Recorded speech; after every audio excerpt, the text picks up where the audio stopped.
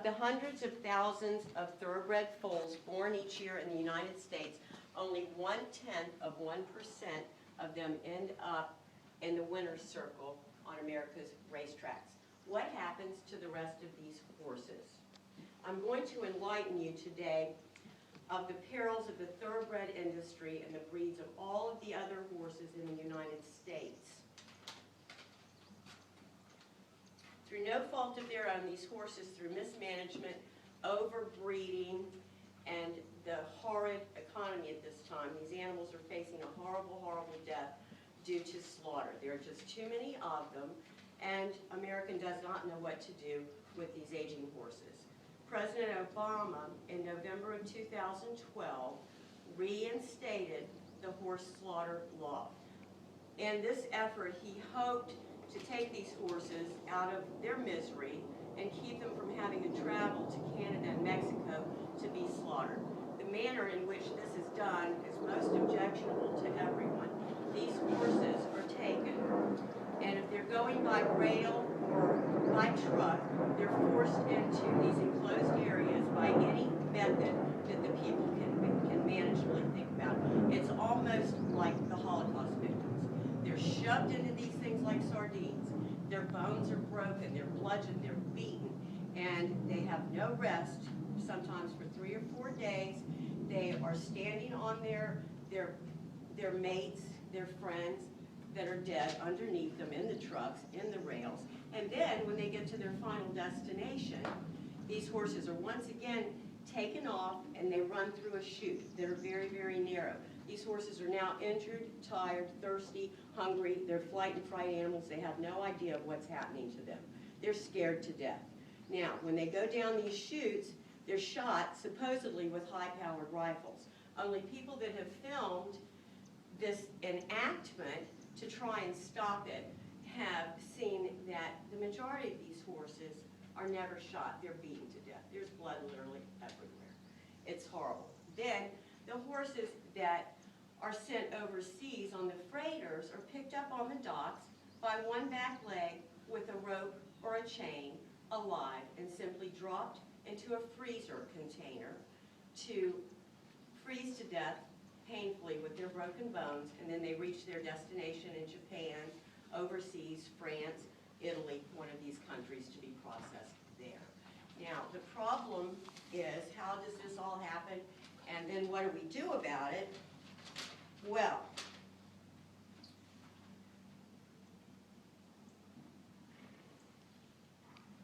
the people behind what's going on with this slaughter are called kill buyers.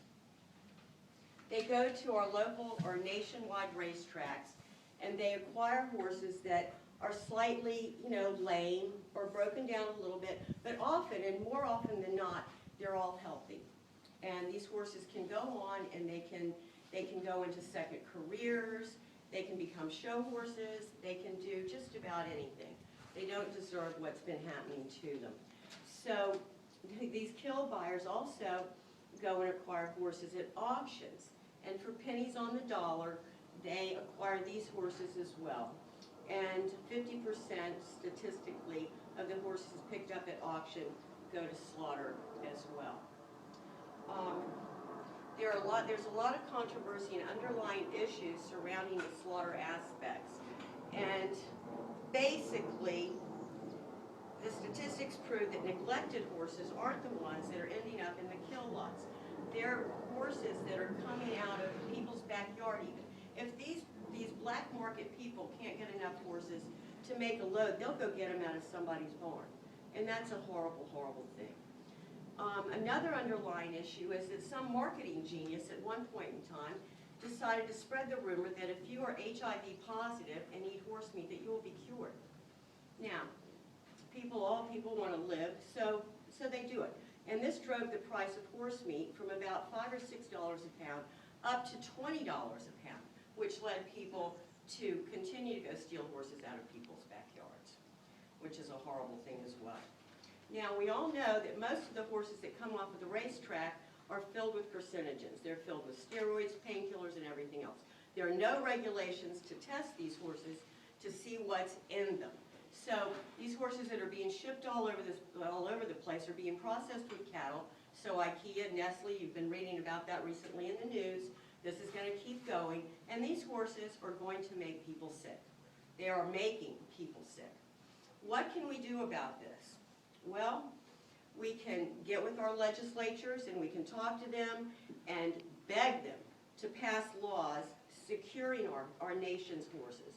These are our American treasured animals. They were bred not to be eaten, to be enjoyed. So, also, one other thing that we can do, we can support our local and national rescue organizations such as this one. This horse, Whitney, is one of 24 that survived not being humanely destroyed by the Animal Protection League. She's here along with a lot of others, like William over here, who's from Canada.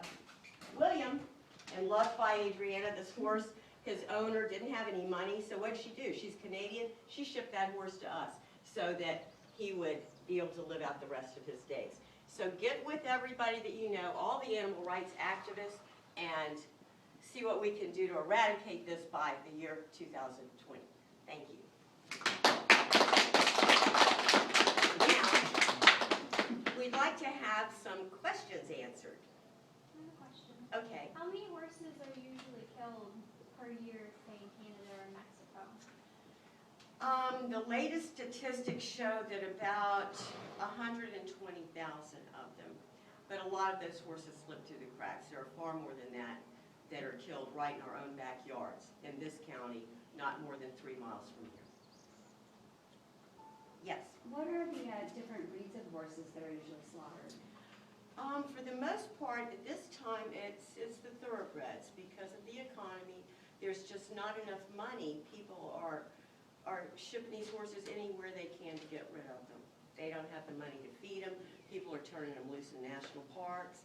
People will leave their trailers unattended and come back and find horses that they didn't bring in there, and now they don't have room for their horses. So it's a huge, huge problem. Okay, thank you all for coming today. I really appreciate it a lot.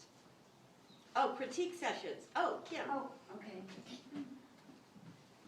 Okay, I'm Kim, and I am going to ask a couple of questions to help our speaker improve even better than she was today. Does anyone have some compliments for Glenda and her presentation? What do you feel like she did very well today? Jessie? She did really well staying off the notes. That's a really hard thing to do when you're speaking, and she used them just as kind of a quick check and was maintaining eye contact, and that was really good. Thank you. Anybody else have a compliment that you thought Glenda did well? I liked how passionate she was about her speech. She seemed to be very, very involved with it and very swaying. You could really understand her viewpoint. Thank you. Any other? Very knowledgeable, a lot of facts in there. It seemed like you really know what you were talking about. Oh, I appreciate it. Thank you so much.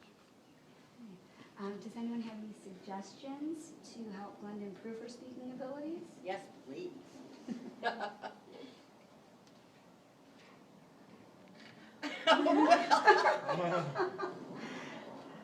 Okay, well, thank you very much. Thank you, Kim. Thank you very much.